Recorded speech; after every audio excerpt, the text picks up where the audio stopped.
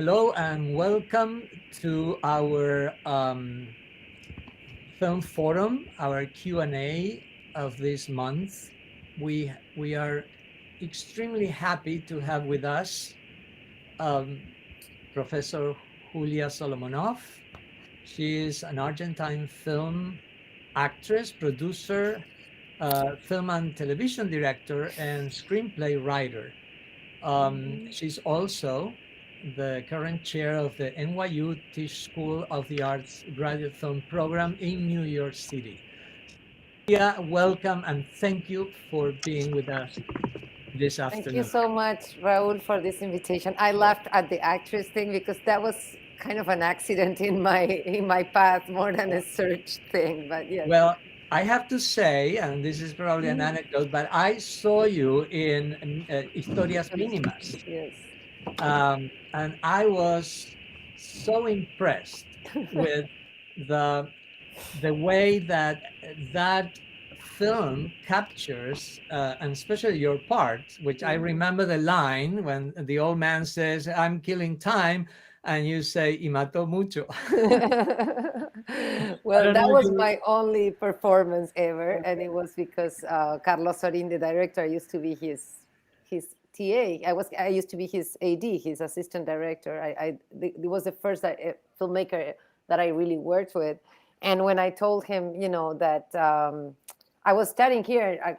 I was studying at Columbia University in New York, and he sent me the script, and the script had this character called Julia. Mhm. I'm like, I love this. I thought he was sending me the script thinking that I was going to actually be his assistant director. But he said, no, I wrote that part for you. I was like, Carlos, I'm not an actress. And I was like, nobody in this film is an actor. Don't worry.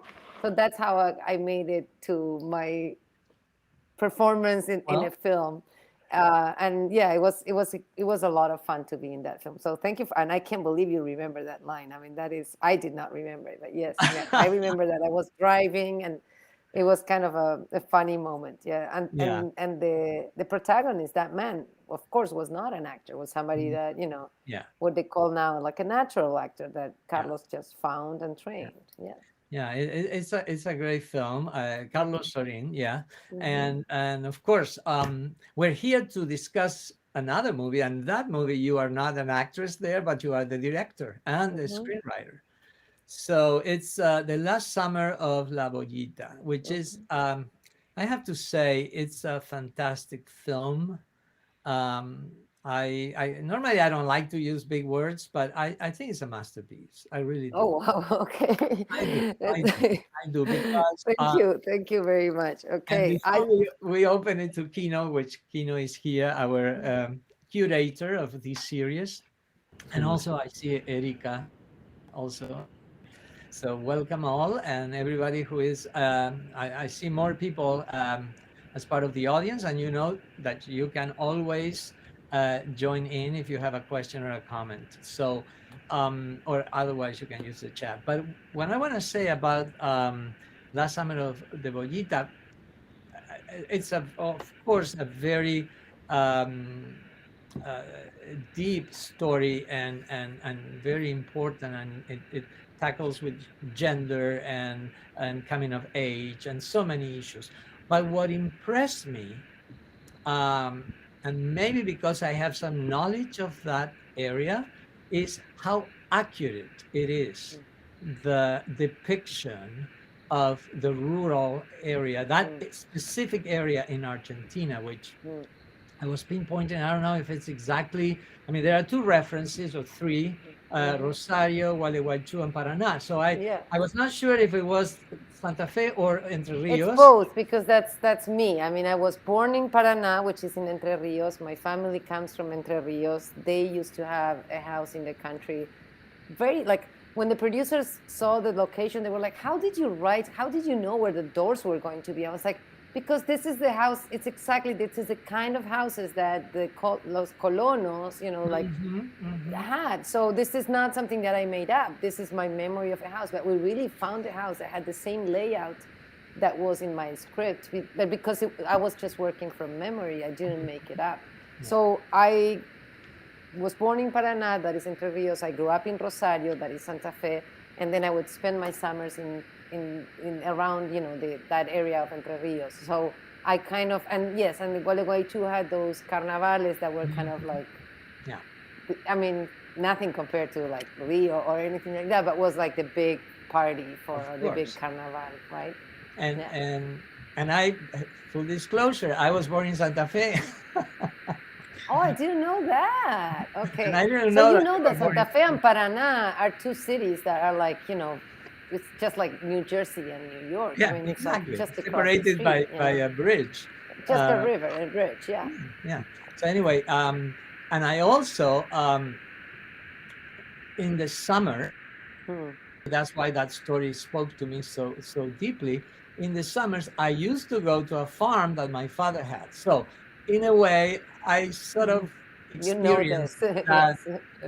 environment, and I Uh-huh. have to say, you were able to capture it Hmm. beautifully, because one thing is reality, another thing is representation of reality, and here Yeah. is a blend of both. Hmm. It's almost like a documentary, Yeah. but at the same time, it's very poetic.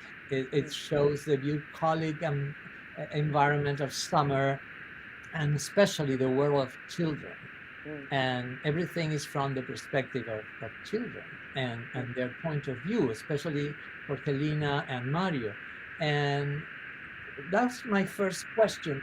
How were you did you manage to work with children in such a close, intimate way?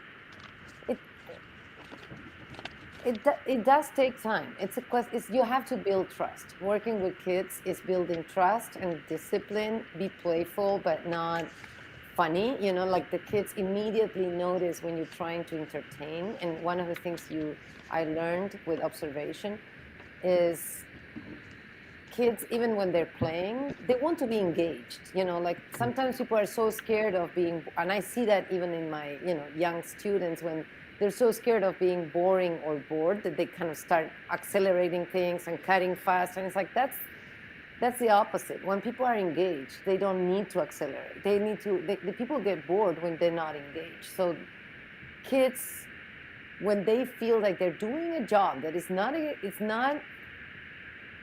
it's not a fun thing, it's a serious thing, but it's like a game, a serious game. Working in a film, it's very committed, but also if they feel valued, if they feel like they are doing something of value and they appreciate it, they give a lot. And I Mhm. learned that from short films where I work with kids. In this particular case, I did work with also um, an acting coach, somebody that was helping me keep the kids connected or engaged. And one of the things, I think we learned many things while making it. First of all, the casting process took very long. We knew the film was totally dependent on these performances and we couldn't rush. I saw like 400 girls. A lot of them had a lot of like TV kind of, how can I say, yeah, like this manierismos, how you say, like this kind of little manners that soap operas. So I was like, okay, no, no, no, no, no. And one of the things I think I was looking for is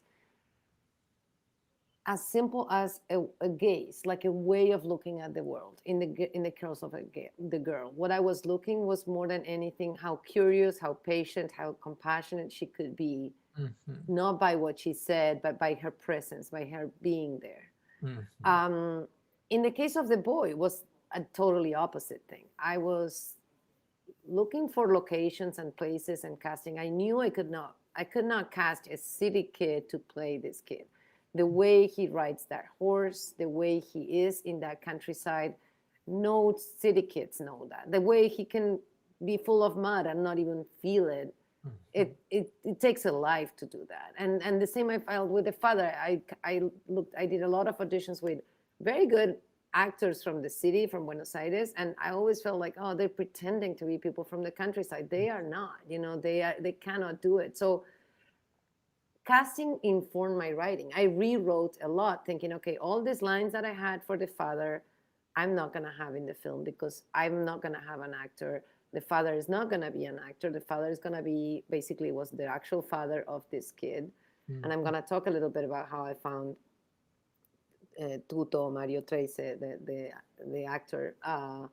And so once I found the kid, I was like, okay, I'll cast the father. Then I have a whole chunk of dialogue explaining things that are important for the story that this man will never deliver, because the guy was fine if he had to ride a horse, if he had to do a task. But the moment I said, say one line, he would get very nervous and very insecure and would look at the camera. So I was like, okay, I have to adapt. If I want him, I have to adapt to him. So that became the other part that I think makes the film successful, that is finding the mother. I was like, if the kid and the father are non-actors, I'm going to need a mother that kind of carries the knowledge, the secret, the actual, understanding of this, or misunderstanding, but that can really, so who is the actress that can do this? So I started looking, and at that point I was very lucky that Whiskey, the Uruguayan film, was coming out. And I went to a ceremony where they were giving an award. So I see Whiskey, I see this woman that is really good.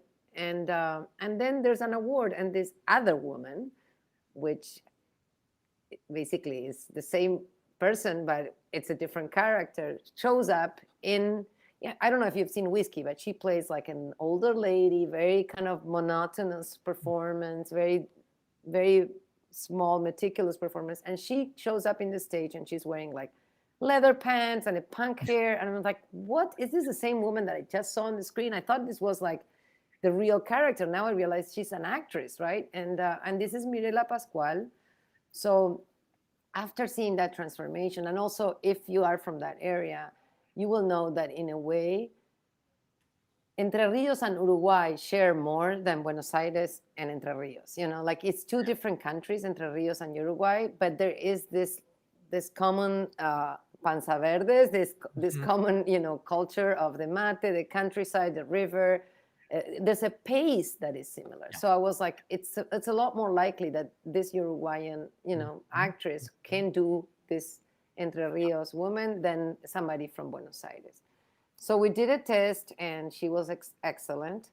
And then I said, okay, I really want you to come to the countryside and be, even if you have 5 scenes, you're not just coming for 5 scenes, you're coming for the whole shoot, because I need you to kind of blend in that landscape. And one of the things that it was pure instinct, but I'm very happy, is like sometimes she's like far away, almost like a tree in the distance. She's not like a towering presence. She works towards that close up in the film. Like whenever the moment, if the people see in the film, the moment of, when we understand the identity of Mario, that's the first time we start really seeing close-ups of her. But we've grown familiar to her. She became part of that landscape, part of that environment. And it takes a very generous actress to say, I'll give you all this time. I'll be in the background feeding the chickens, and then I'll grow to my close-up. It takes generosity, and it takes understanding of the aesthetic of the film. Yeah. So now I'm going to talk a little bit about Tuto, because I think that is kind of what makes the film work, is the truth in his performance and his presence. So Tuto, not only it was not an actor, is not an actor. He never studied to perform, and when I met him, he's never seen a movie in a theater. He used to have a TV that broke. The family was really, there were 8 siblings and a father. The house where I met him was in very precarious state. And when I met him, they had a TV, black and white, that broke by the time I went again. And then they didn't have TV. So the whole thing about, performance was pretty foreign to him. But I knew he had a lot in common with the character, not about gender, but about this kind of mysterious presence, this more kind of contained emotion. He was beautiful. Beautiful in the sense that it's very photogenic to me. Like, in fact, when I saw I was doubting whether I was going to go with him, with his older brother, or with his sister, because I was working with an ambiguity, and the sister was pretty masculine and very beautiful too. So I was like, who is the right person for this? But what really made me feel like it was him, like the other brother was more, like there was something about the edge of that age that was very particular to him. Like he was about to turn a man, but he wasn't there yet, like what you mentioned about the coming of age. And And I felt there was more mystery, and the mystery had to do with the way he related to the camera. And we never really, until the very last week, we never really rehearsed. I would just try to get him used to me being with the camera around him and observe him, and I would write things, and from observation I would see him, I don't know, cut a cow or kill a cow and then put that in the script, or I would see him ride a horse and I would put that in the script. This horse was his horse. So this kind of documentary feeling, it's there. We were working from the real. And at the same time, I wanted it to be poetic. I did not want to have just a one-on-one relationship to the real. I wanted to use the real, but also in a more sparse and a more poetic way. So I developed a relationship of trust with him. We never totally, his father, I mean, in general, in a case like this, you need, of course, permission from the parents to work with the kids. We had permission. But in the case of the girl, the father was a doctor, and in fact was helping me because he was an endocrinologist, and this particular case of intersex is very related to endocrinology. So he helped me in some of that research. The case of Mario was the opposite. Like, the father never read the script, couldn't read. I told him the story. That gave me a great opportunity to kind of measure how to reveal this and his level of comfort or discomfort. And I was very scared of because I was like, this is the kid. I cannot find another kid. I was looking around, and this is a kid that I felt, but what if he doesn't want to do it, or if they feel too exposed or problematic, So he was intrigued or interested in being in a movie. He didn't, like, at that point, I realized that for him, it wasn't that important, the gender identity of the character. But I also felt there was one thing that I learned, because I was like, this is the kid, and this is now. If I wait a year, his voice will change, his body will change. I don't have the money. I did have a script. I did have a space, but I didn't have the full money. But I did have Pedro Almodovar's interest in the movie. He's one of the producers.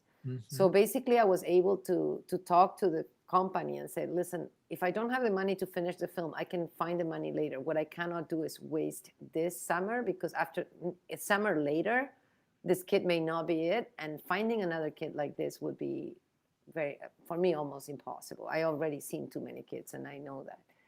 So that gave me a lot of strength when they recognized the value of this kid, when they felt this kid had something, And the one thing that Almodovar he didn't say this to me directly, but he sent me the message through the producer, was like, make sure that this kid knows what is fiction, that he understands how films are done, that when there's blood, it's paint, it's makeup. When two cars collide, it's made up. Make sure. So part of our work with the kid was sitting down with a laptop on whatever battery we had, watching films and deconstructing how the film was made, to get him more involved in the mechanics of things and understand that whatever he was going to be playing was a character and not himself, and it was a construction and it was fictional. And that was very important, because we didn't want him to identify his character with his own gender. Like, he's a cis guy. He's like he's a man. He does not have. So we did not want anybody afterwards to either make a joke or anything with his gender identity. And I was scared until the day we released the film in his town. Like, the film, we finished, we opened in Buenos Aires, in Bafisi, that is a film festival. We won an award. We got a lot of good press. I invited him and his father. The father never wanted to come to the city. In fact, one of the things that is nice, the film ends in the sea, and Tuto is not in the sea because he belongs in the. But we brought him and the siblings because they never been to the sea, and it was an incredible experience to have them, come with us to Villa Gesell, that is where we were, And then the same thing was like, okay, you're coming to Buenos Aires, and when he got that kind of recognition, the press, the people congratulating him, people in different languages coming to say how good he was, I think he was at ease with this sense of this is a performance. I Mhm. know that one of the things I forgot to say, Almodovar said that after doing La Mala Educación, the film he Mhm. did with Gael Garcia Bernal, Yeah. and working with young, teenagers, and saying it's so crucial for them to understand that they're doing fiction, right? So we came back, and I was like, okay, now I'm still terrified of how people in the in his environment will take this, because for sure we know in the digital age the film will get there, and I prefer to be the one presenting it and Mhm. congratulating him and celebrating him, and not somebody saying, hey, we saw this, are you a weird kind of person. Mhm. So it really was great, because the way I found this kid was because I saw a show, a photographic essay about, called Traumland, about all this German vulture, or like it's like the it's the oh, now I forgot how they call it, the Deutsche, the Volga Deutsches, the Germans from the Volga, The because Volga. they're Germans that, because of religious persecution, ended up in Russia, Mhm. a century ago. So they migrated to the south of Argentina, to the south of Brazil, and the north east of Argentina, Entre Rios, Yeah. Misiones, and of course, a lot of people think that because they're Germans, they're Nazis. The truth is that was way before. They're coming Before, from yeah. Russia, and Yeah. it's a very different generation. Um, but what I was going to say is, I saw this show and I was like, oh wow, this reminds me so much of my childhood, because I come from a mix of Jewish and German and Italian and Spanish background, like many Argentines are like a mix. But my mother's family has kind of a German origin. And I remember the kids that worked in the farm were like this beautiful, kind of, I don't want to glorify them because they were blonde, but it was kind of weird that there were such blonde kids in the middle of the countryside of Argentina, and that was the community. Yeah. Yeah. So that gave me inspiration. And then when I found out in research that part of this thing, that now I only remember the name in Spanish, hyperplasia suprarrenal congenita, it's basically has to do with the function of the liver, that has to do with then this particular gene, that is a recessive gene. It takes it This kind of cases are more common in places that are very inbred, like for instance they're more common in the Dominican Republic, because they have more like an isolation and kind of island situation. And when I did research, it is more common too in areas where they're very inbred, and these communities are pretty close, so it's pretty common. I mean, I'm Mm. not saying it's so common the case, but the whole origin of this story Yeah. is that my parents were both doctors, and my mother was a gynecologist, and my father was a psychiatrist, and they would just have conversations about work every day at lunch. It was and it was always super technical and scientific, and I couldn't understand anything. And one day my mother was discussing something, and I guess I was at the age of Jorgelina, where you're like, what are they talking? Are they talking about menstruation? A boy? What is this? So I was very intrigued by what I heard. Mhm. And I didn't totally understand it, but that was kind of the narrative, that there was this boy that menstruated that my mother was seeing, and it had a very big impact on me. I must have been 11 or 12, and I was also understanding that I was about to menstruate, and I was like, what if all of a sudden, I have a different gender? What if I am, if I'm not a girl? What if all of a sudden I Yeah. transform into a boy? And it Mhm. really, I think it's funny, because now questions of gender and identity and the possibilities of transitioning or transformation are so much more part of our Mhm. landscape. But at that point, I do think, of course, it's very hard to know how much of that question was already inside me, or how much this brought in, because my other sisters were there and none of them were asking, could I become a boy? But that stayed with me for many years, this question of like, what is the difference between a girl and a boy? I don't know, Mhm. and how do I navigate, and how do we know that that doesn't just happen to us? So it's a little bit of a magical thought. Yes. Well, and I think that the movie has that power, the power of making it makes us reflect, and also learn, obviously, in some cases, even though, as you said, now the whole idea of gender and construction and identity and moving from the biological aspect of gender into a more sociological aspect of it, or psychological even, it's more fluid nowadays. But the concept of intersex, which comes from ages, and it had different social implications, from the magic to the otherness. um, this movie, I think, and I would like to also, if there are questions, of course, feel free, everybody, to ask them. But my question, Julia, is what I noticed is the way you solve the problem is almost gender within the gender issue, because the reaction of the male and the reaction of the female, and the mother, the young girl, which very interestingly, she begins not having an interest in privacy, and then she ends with the line saying, well, this is private, meaning she doesn't want to share that with her sister.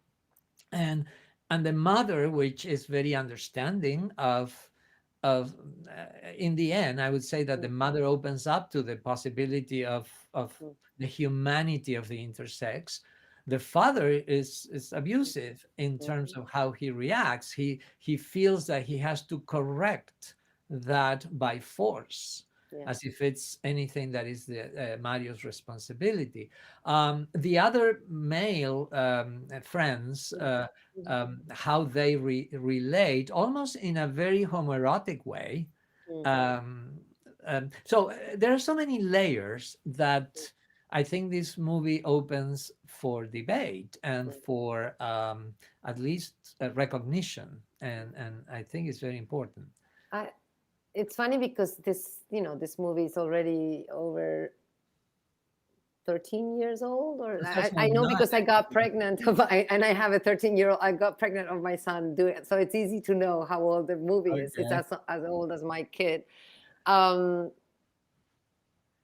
but you said something that at that point I could not put in words, but it's basically that she starts not understanding and not valuing privacy, and feeling privacy, it's like kind of shuts her off. Like, why would the sister close the door of the bathroom and not, why, what is the value of privacy?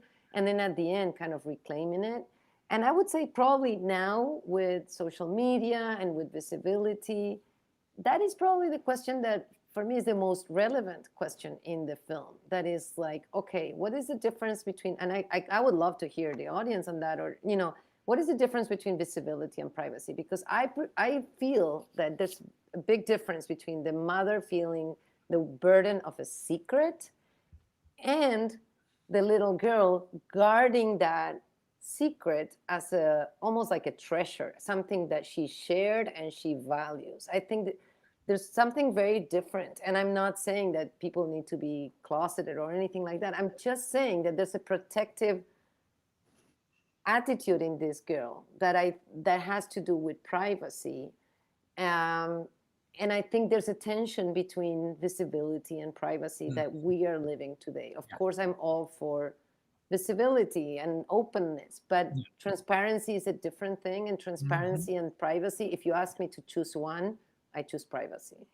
Of course. Jeffrey is joining us now from the audience. But speaking of privacy, Mhm. I think you have to go back to a non-private browser, because the system will not Okay, I just allow you switched to to stay Chrome. too long. Chrome is what we need to use, Okay, but not the private version, but the public one. Mm. So do it again.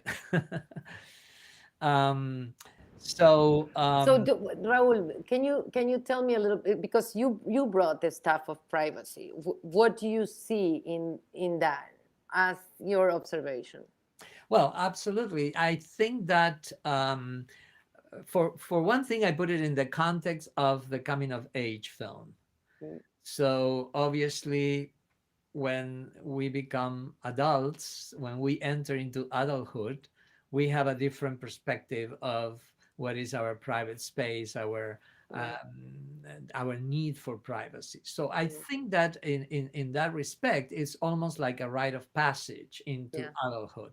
But I think that Jorgelina is also defending Mario's privacy. yeah, She becomes almost her confidant and the person because she feels guilty.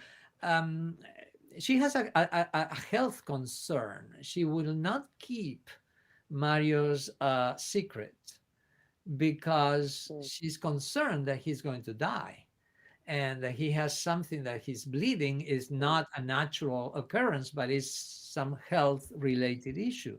mhm, And that's why she tells her father, who is mm, the medical authority. So the father yeah, represents science and the certainty of science, which we know is also very debatable in terms of absolutely. intersex, because as we know, sex was determined in many cases by science and not by nature. That is why I also decided to put this story in that time and in that environment, where I feel like my understanding is at that point, that baby would have gone through a surgery, an invasive surgery, without any kind of question. And science would decide that that was normalization. Mhm. And that father would totally defend that procedure. And for me, what was interesting, and I don't know if the film is able to say all the things I wanted to say, because sometimes, you have so many layers and you don't want to do a propaganda, but it's like, in a way, by being isolated, he was spared that surgery. I am happy that he didn't have to lose his sensibility, his identity. He did, like, if he was middle class urban, Mhm. he would have been in surgery. Yeah. Because he was of a different class and of a different environment, he was able to stay himself. Mhm. And that is something that, unfortunately, a lot of people didn't pick up, but for me was important, because a lot of people take like the countryside as the backwards and Yeah. the city as the progressive, and it's like, yes, in the city this guy would have been operated Yeah. before he was 2 years old. Correct. Yes, Jeffrey. Now you are with us, and you are. You can go on and ask your question. Sure. Sorry about that. So yeah, so thank you so much for joining us. Sorry. Thank you so much for joining us. I really enjoyed the movie. And I think on like the subject of privacy, it's really interesting how the people who come as outsiders are the people who don't know anything. Mm, Everyone who's even like the other male characters who are making fun of Mario, everyone really knows. Everyone in his family knows besides the two mm, outsiders coming in. And it's really interesting how the she kind of values like the feeling of the secret, when to tell her father about it, especially as like the authority and the figure of science. So I think it's really interesting how she also views that idea of the privacy as well, and how, mm, I don't even know if she knows that everyone knows, because she can tell. She even goes up to her, we need to leave, everyone's making fun of mm, Mario. Um, and she knows it's wrong too, but it's really interesting how that sort of secret is kept and how it's sort of like mm. passed on. Yeah.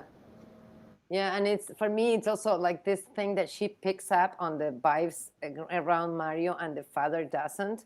At least that is, and maybe Raul can connect to this, is a little bit a comment on this idealization that the urban middle class has of the countryside, and oh, everybody's friendly, everybody's macho, everybody's like, and they don't see the tensions, and this girl is picking up on those tensions, and he's like Mhm. pretending like he belongs. And he even, I don't know if you realize, but even his way of speaking changes a bit when he's there. He Mhm. pretends to be a campechano, like to Yeah. belong in that environment. I've seen that happen a lot, Yeah. you Yeah. know. Of course. And also the idea of going to the Carnaval, to the Mardi Gras, Mm, right? yeah, Which obviously, as we know, that's in which the yeah, topsy-turvy happens and yeah, everybody can change identities and yeah, genders, and it's that's true. allowed for those days. And so Mario has almost like the possibility of exploring when he's wearing the wig, and Mm, and yeah, his father is very strict and says, "No, mhm, remove that, take that out," mm, So obviously, that is almost like foreshadowing, because if I remember it correctly, was before the Yeah, revelation yeah, of gender, yeah, and it was a little bit of a foreshadowing that yeah. yes, the father knew, obviously. Um, yes, Kino. Yes. Professor Solomonoff, thank you so Yeah. much for this wonderful movie.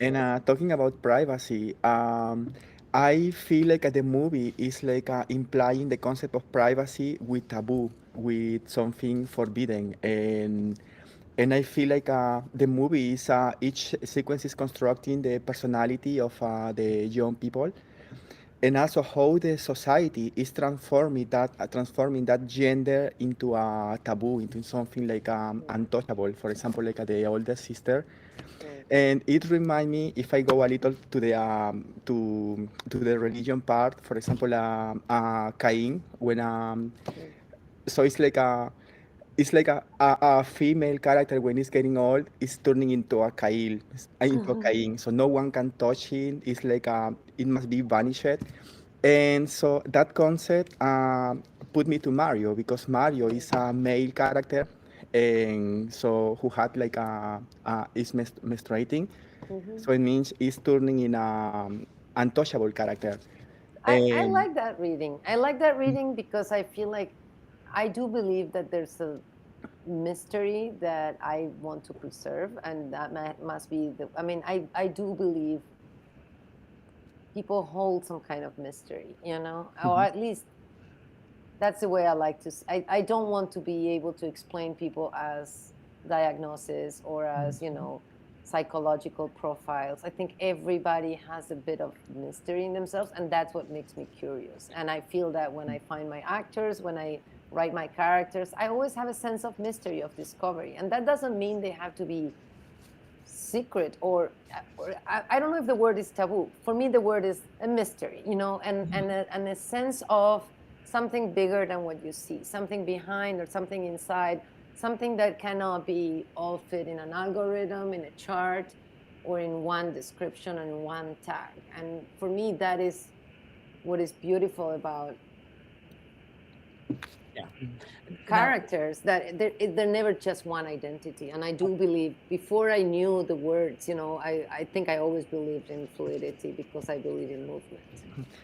yeah, and yeah. Go ahead, Kino. yeah, and I feel like you are like explaining perfectly about the psychological part of the characters, because I see in the movie many like a psychological realism techniques. For example, there is a part what I like when both characters are talking about what is normal, and Mario is saying like, no, I am not normal, and you are filming from like a distance with a camera moving, and you see like the shaking, and Mm-hmm. like you are going inside the mind of the characters, Mm. or the sequences with the mirrors when you see like the three characters, and so it's a But very I love this kind of like details, technical details to express the psychological part of the characters. mhm. Thank you, thank you.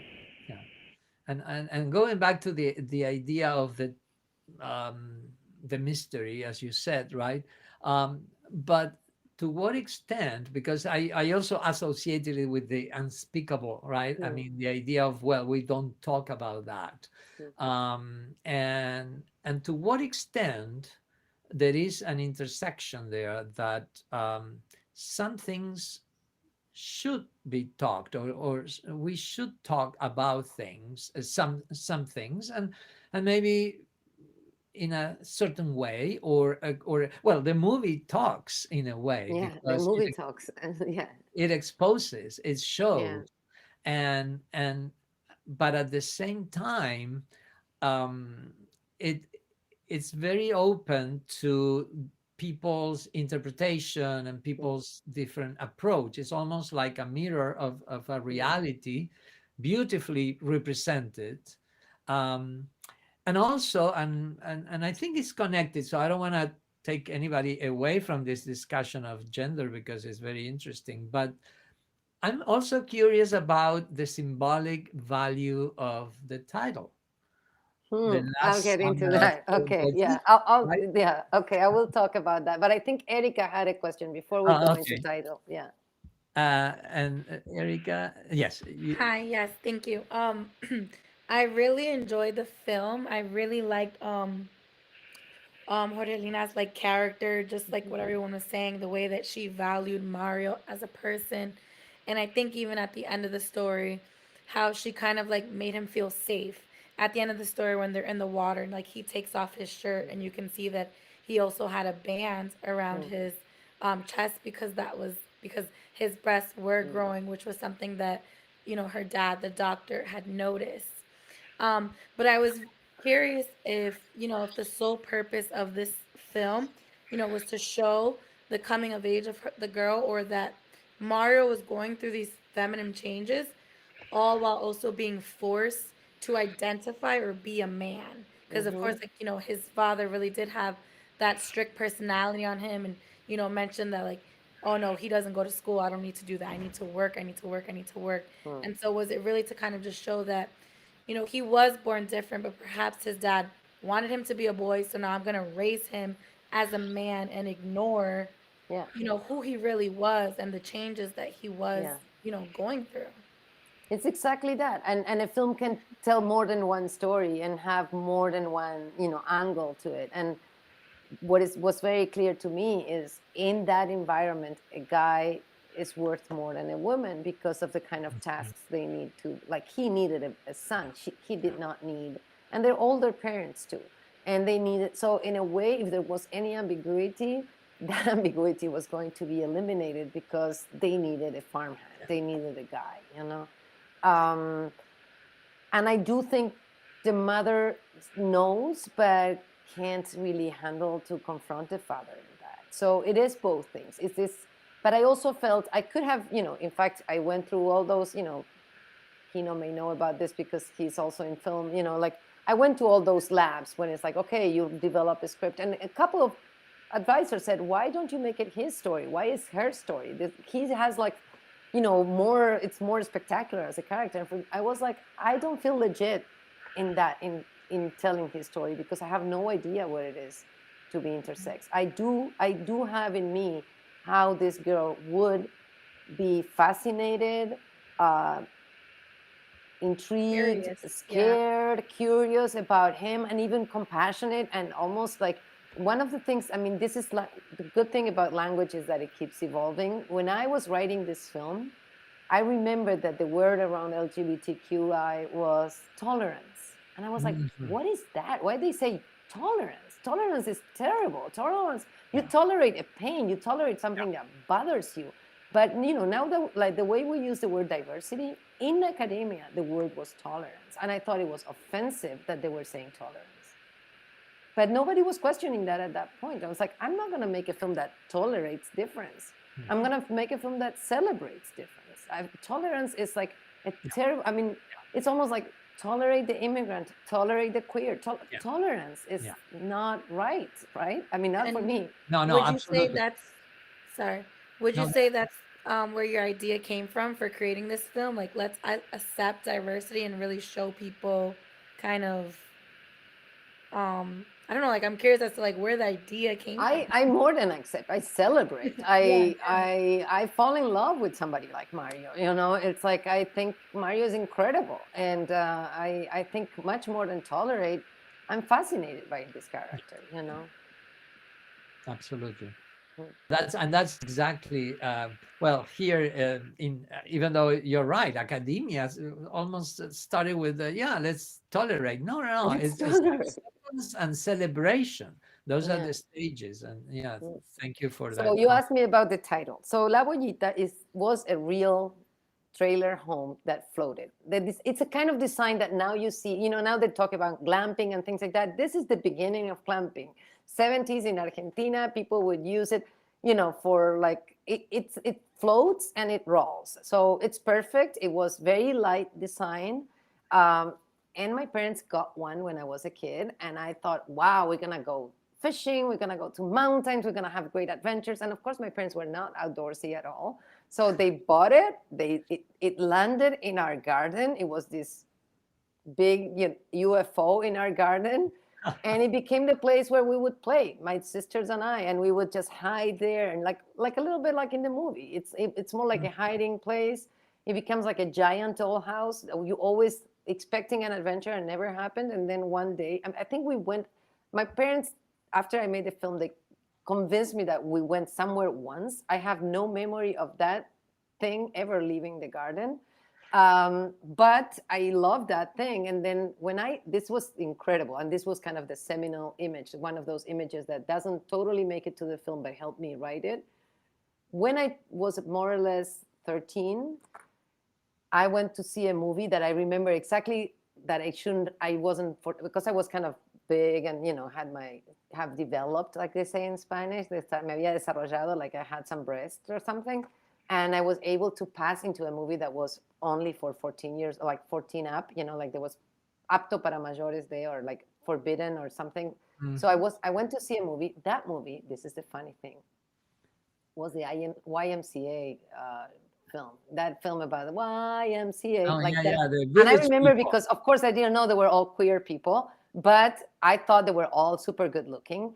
I came back to my house, and there was a big storm, and the palo borracho, that is a huge tree, but in fact is a bush, it doesn't have big roots, have fallen and breaking the Boyita in two.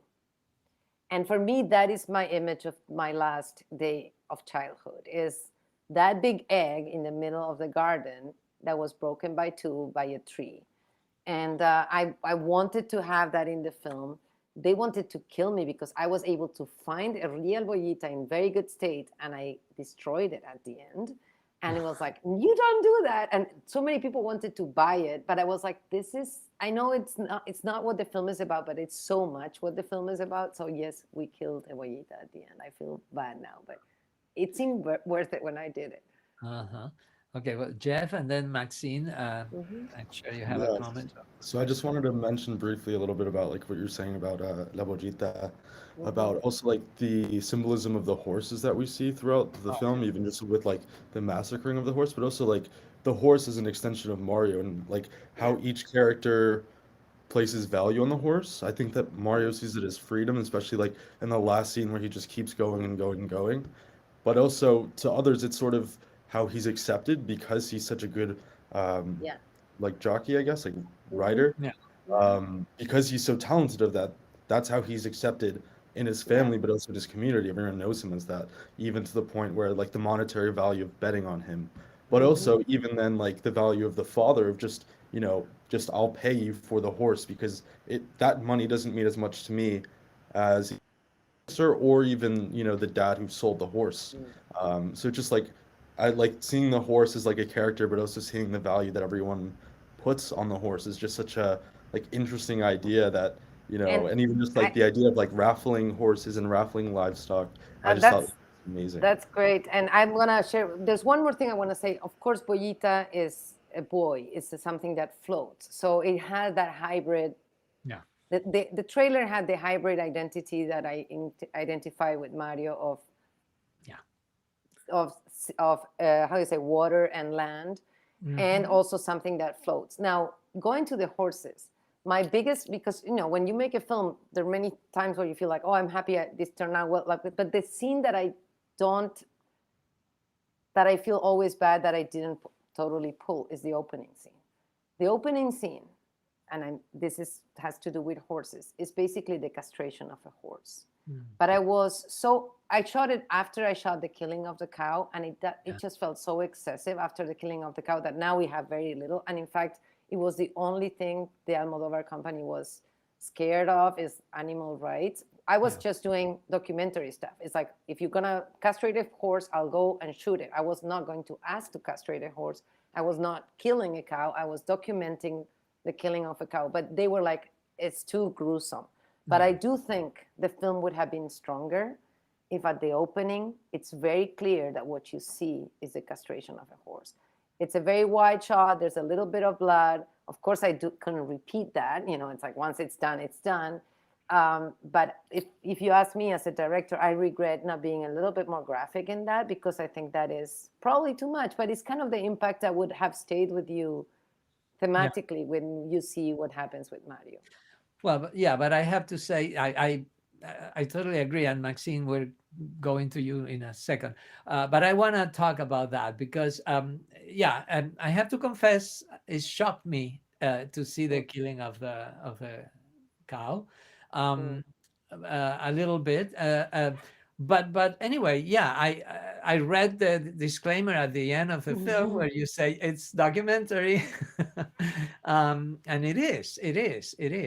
Um, but I see the value of that, and I agree with mm, you that probably the castration would have been a very strong opening statement. mhm, Um, I think it's understood probably in a way, and if not, at least is the submission of the mm, masculinity of a horse. Because mm, if there is an animal that represents masculinity, is a horse, and normally a horse is always in his four legs, never mm. going, Yeah, you're uh, right. Yeah. on the ground unless it's sick or unless Mm, it's being castrated. So, mm. but yeah, I think it's important to show that nature can be cruel. Yeah. Um, For me, that was very important because for me, also the film is about conocimientos, like different kinds of knowledge, the practical and very direct knowledge of yeah, nature that Mario has, and the more intellectual book based knowledge that Jorgelina brings. yeah, Jorgelina brings words to things that Mario doesn't even know have words. Like what was beautiful when we were doing the first rehearsal, I saw that he didn't know how to say menstruation. I was like, we don't rehearse anymore. We have to shoot. We cannot learn mhm, that word before we shoot. We need to have the difficulty of that word. And language is very important in being able to own these situations. So not having the language for me was something I wanted to document too.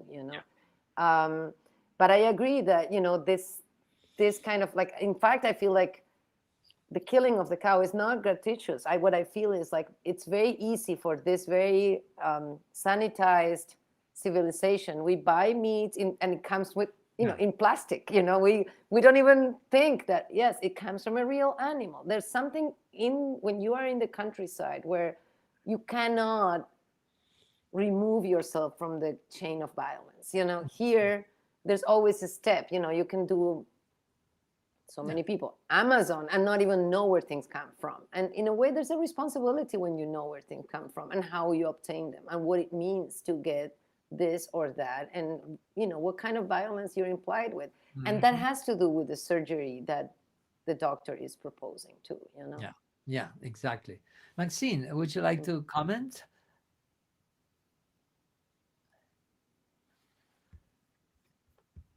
You are, I think we have to unmute you. There you go. Uh, I still can't hear. uh, I think you are muted.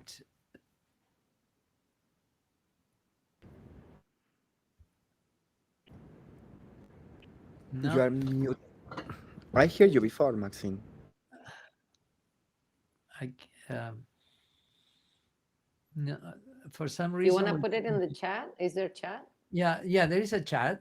Yeah, if you want to put the question in the chat, that would be great. Or if you could unmute your phone, or maybe there is some technical problem with your phone, your microphone. I don't know what happened. Um, Can you hear me now? yes, Yes. we can. Thank you. Okay. Hi everybody. Right. I did the film. It was like very interesting. I was thinking when they say Q&A, what was the Julia? Yes. What was the inspiration behind all the characters? Because it was I watched the movie so keenly. I wanted to watch it again because it was very interesting, the characters, how they played out. So I want to know what's the inspiration behind it for you, why you write this film. I think part of it is what I was saying, that anecdote of my childhood where I heard this conversation between my parents and I was very intrigued. And for many years, that kind of kept coming back. And in the moment, I felt this was going to be my first feature. And in a way, it's my second. And I realized I wasn't ready. For me, this was a harder film to make than my first film than Hermanas. Hermanas was a little bit more traditional in the narrative. This was like, how do I tell this story? A lot of the conversations about gender that are now so common were not that common at that point. And what Yeah. I wanted to imagine, because I was, I'm from Argentina. I came to study to New York. I wrote this part of this film while I was a student here at Columbia University. I went back. And one of the things I was asking myself is, of course, in New York, there's a lot more conversations, and there were a lot of conversations about gender, 15 years ago. But I felt that the Anglo-Saxon look at gender, or the 21st century urban look at gender, sometimes was a little reductive, and was a little too much tagging. And I still have that tension, that's why I prefer words of like queer or fluidity, because I feel like there's an openness in those terms that the LGBTQI plus, sometimes it puts people in boxes that then they don't have the freedom to move. And again, I'm not against anybody identifying in any way they want. I just would never use that, because I feel like my identities change in terms of my environments. There's days where I'm more women than Latina. There's days that I'm more Latina than academic. And there's days where I'm more like a professor than a Latina or a woman. It depends on the environment I am, So I do feel like the idea of salient identities and fluidity, for me, it's not something that I came up like intellectually. It's my experience of life. And that experience comes from Jorgelina, That's the way I've been looking at life since I'm a kid. That is like with curiosity, with empathy. And I think there's something to learn from Jorgelina for us. She's asking very basic questions. Why does a man have to prove himself? What does he need to prove? Why a woman doesn't need to prove that she's a woman? A woman becomes, at least in Spanish, you become a woman because you bleed, and that's it. You don't have to prove to anybody, but a man has to prove a manhood. And one thing that I learned in the US in a very good class of Westerns is, the way the guy gets to prove his manhood is through violence. How interesting. If we were able to dismantle that, we would be in a much better place. Maybe Putin would have no place in this world if it wasn't because, we create people that need to prove their manhood. Like the whole idea of proving, and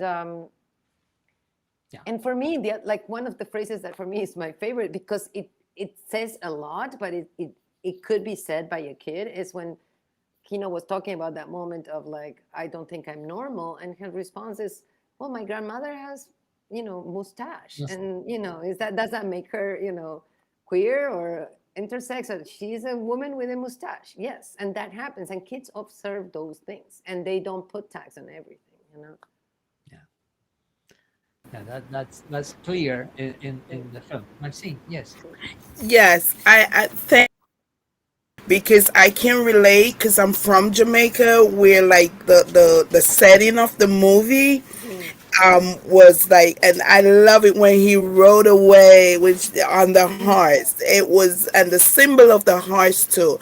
I really, it was really a nice film, and I really like it because I can relate, asking all those questions, why the whys, and why women this and that. I can relate to all that growing up as a child, where we weren't open to ask certain questions because you will get like hushed down. And now that I come to America when I was 17, and I learned like open up, you learn to have a voice other than just being quiet. So that was really like touching for me. Thank you, Maxine. Thank you. You're welcome. Great. That's wonderful. Yeah, it's true, and it's amazing. Well, that's the power of film, right? I mean, if we if when what we see and how we can relate to that. You mentioned Hermanas, of course. I love that movie also, and we were debating between the two to present this month, and we decided Boyita because precisely we thought that the narrative was more daring, and so why did you say that this one was your first? Actually, I know that sometimes movies can get in on on a shelf until they're released. But so actually it's the first one. This one No, no, was. Hermanas is my first film, Oh, but this is something that I always thought I wanted. Like I had this story for longer than oh, Hermanas, I see. I see. but I felt that it was too difficult to pull off, you know. And I was, in a way, it's a smaller film in terms of production. It costed less money, but it was harder to make.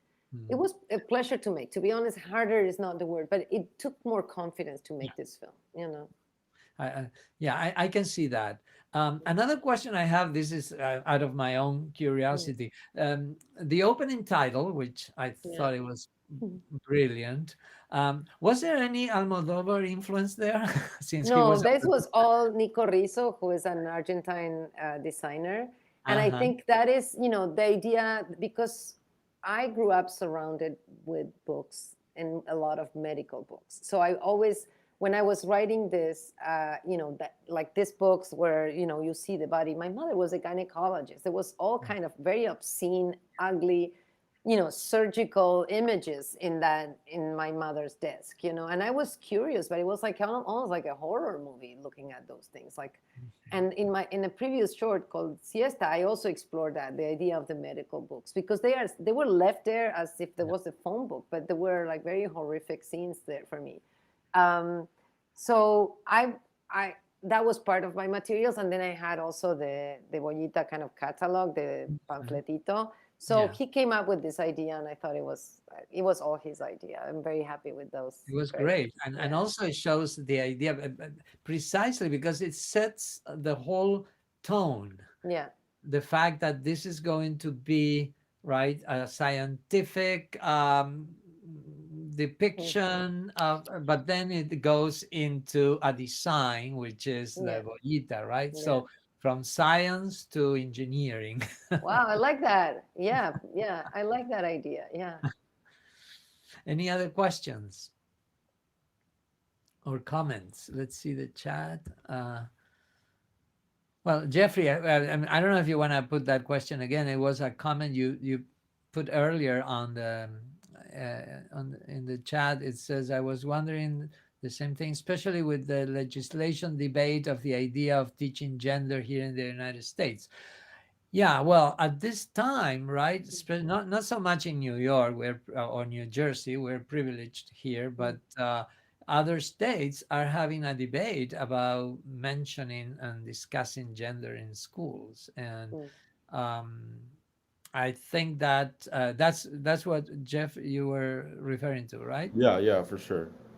mm, Mhm. Yeah, and I think it's really interesting how, especially because we could see how the actors are kind of grasping with these ideas of gender, also just like not only through their characters, but as you were saying, like Mario didn't even know like the word menstruation, like just like mm, those little things kind of like shine through, which really mm, show just like the maturity of these actors, but also just like the idea of that, if done correctly, we can explain these really complicated things that many adults don't even understand. So it's not even yeah, just an idea of age, it's also an idea of just empathy, understanding, but it's also just openness and ideas and yeah. just understanding. So I thought that like that I could see that directly, especially now, even though the movie was made, as you said, Mm, in 2009, I think you said.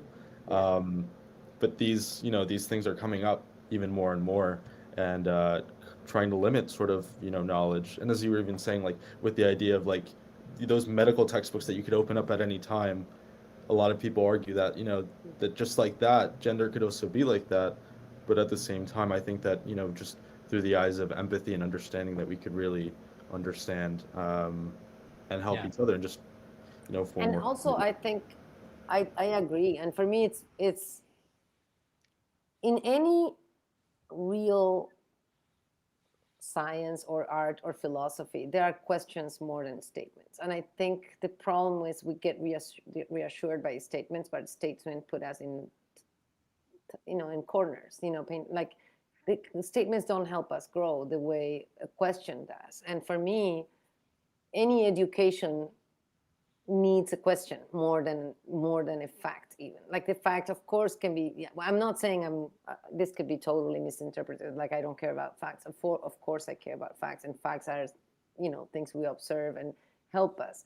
But if education is just passing on statements through generations, there won't be any growth, you know. I do think many times it's more important to pass on the question, you know, than the statement. Correct. Yeah, that's true. And especially you mentioned facts, and that's true. We value facts, but this is the era of alternative facts. So, in a way, probably a question is more valuable than facts that can be counterattacked with other facts. So, I once read talking about science. I remember this stayed with me. I once read an interview with a, of course I don't remember the name, a mathematician in Argentina that just won an award or something, and he said something that for me was very interesting because it's similar to making a film. You know, he said, the thing is, when I start research, I have to find a question that is beautiful, truthful, and deep enough because I may spend my whole life trying to solve it. And making a film could take a year, it could take 5 years. So the question has to be relevant to you and has to keep changing, has to be a question that you keep asking yourself, you know, because if you know the answer, you don't stick for more than 2 months for something you know the answer. But when you don't know, you keep researching and you keep observing and thinking and building. And so a question is a better guide than an answer. absolutely. And now to wrap up a little bit, uh, I know you are the chair of the graduate program at NYU, so I'm sure you're very busy. But any projects, anything on your Yeah, I desk am that very you? busy. I am overwhelmed more than busy because this job is bigger than I even thought, but I can't stop myself from dreaming, you know, from thinking of things. So yes, I am working on 2 projects, not one, and at a very slow pace, you know. Mhm. One is a fiction piece that I'm doing every time I go to Argentina, and this has been very influenced by the pandemic. Time I go, I shoot a bit, but you know, my actor has the long hair, then has short hair, then has like, so continuities doesn't exist. But I'm finding it very liberating, and it's kind of a time travel where this character will be in different states, and I'll put it together. It's I to make it sound interesting, I describe it as a kind of a metaphysical road movie, you know, somebody who is in search. It's a father in search of a son, but it's also a way to look at the Argentine landscape and a certain amount of, I'm sorry to say, but devastation, you know, like from you must know about los fuegos, you know, the fires in the country that are not accidental, that are intentional, the droughts, the use of transgenic in the soil, the cancer that it's bringing, the water, like a little bit of, I mean, all that sounds huge. It's only implied, but it's like looking, I feel like sometimes, and a little bit La Boyita, is that we have this kind of idyllic look at the countryside sometimes, and by now it has been so incredibly, I don't want to use the word mismanaged because it's worse than that, you know, but disrespected I would use, you know, as a common, you know, ground for all living things, not just human, you know. And it touches me because I care about that particular part of the universe more than anything, you know, the people, the land, all the human and non-human beings. So that is something I'm doing slowly.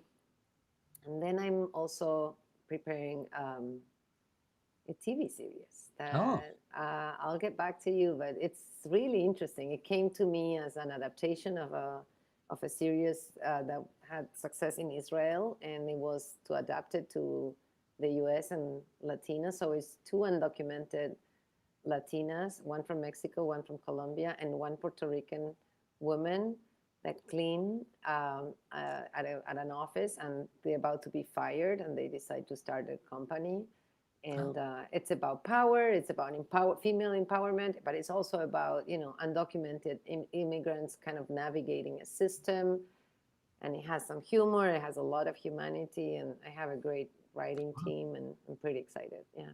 fantastic! Is it do you know the platform, or you will let Yes, us know I will let you know. Yes, as soon it's as all, it? Okay, it's great. all, by the end of the year, it will be there. Yeah, Oh, we can meet next year. Hopefully, it's gonna be good enough to oh, talk about it. wonderful. That Yeah. would be great. We can next year we can discuss all your projects. Yeah. Well, I have to thank you, and this has been a wonderful Q&A. It's always, I always say this, but it's true, and I keep repeating it. But it's such a privilege to Yeah. have the director after watching a film and then being able to see the what happened behind the cameras, what happened behind the scene, and having being able to interact with the director, that is really a privilege. And all our community here at Montclair State University, we know that, and that's why we're so thankful that you are with us today. Thank you, Raul, and a fellow Santafesino. I didn't know that. Oh, no. And Kino, is that your real name? I mean, your parents knew you were going to be in film, and they called you Kino. No, that's just a Ah, long story. When I was studying in Spain, I need to do a documentary the university, and I went to the border with Russia, and I was filming a movie, and the people were talking about I was making a movie, but it was a 20 minutes movie, and practically half of the movie they were talking about they were making a movie, so the word Kino was more than 200 times in that video. so So you were after Kino, that, Kino, everyone Kino. started to call me Kino, and especially because in Spain the people don't pronounce like English words properly. Yeah. So amazingly, they couldn't pronounce my name Walter, Uh-huh. and so I was with Kino all the time. Kino That's is great. perfect for a filmmaker, Oh right? Yeah, yeah, indeed. perfect. Yeah. Great. Okay. Thank Wonderful. you very much. All Have right, a good thank you. afternoon, everybody. Thank You you. too. Thank you. Bye bye. Thank you, professora. Gracias. Thank you, Bye. professor.